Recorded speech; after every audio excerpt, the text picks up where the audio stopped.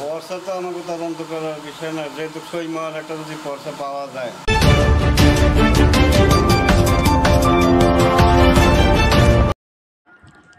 এসবিটিভির বিশেষ এক সংবাদ। জালকাঠি ভৈরবপাশা ইউনিয়নের হিন্দু সম্পত্তির অবৈধভাবে ওয়ারিশ সার্টিফিকেট দিচ্ছেন চৌকিদার। এবং শুধু তাই নয়, অবৈধভাবে খাবার হোটেল চালায় ইউনিয়ন পরিষদের ভিতরে। নজরে আসছে যে এটা জাল সার্টিফিকেট, এইটা সম্বন্ধে কি বলে? জাল না আসল জাল কী করে হয়? ওয়ারিশ সার্টিফিকেটটা নিয়েছি, আমি স্বাক্ষর দিচ্ছি।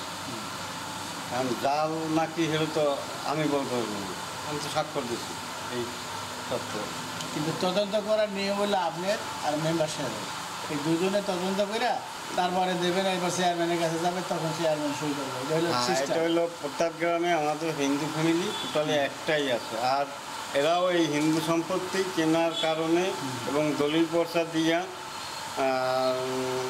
দেখা সেই অনুযায়ী একটা তারা সার্টিফিকেট নেছে, সেই ওই যে রেকর্ডের জন্য মনে হয় যা বুঝি।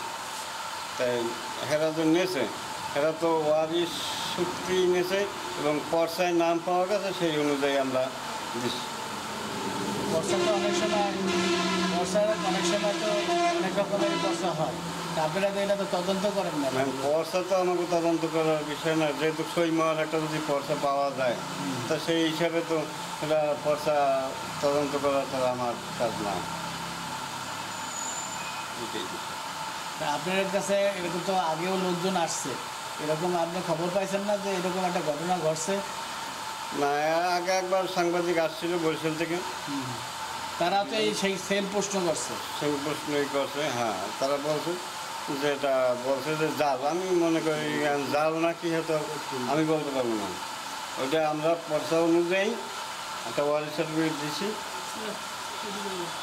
তারা নেছে এবং তাদের আইডি কার্ডও আছে যারা নেছে।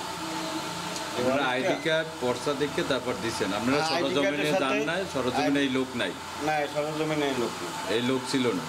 হয়তো এরা জালকাঠি থাকে, কেউ বান্ডারিয়ে থাকে, এই শুনছি কেউ আমি আছে, এই তারাই আইডি কার্ড দেখা এবং মেম্বার সব সে দলিল পর্চা দেখছে, সেই অনুযায়ী পাইতে পারে হিসাবে দিচ্ছে, আমিও সই দিচ্ছি।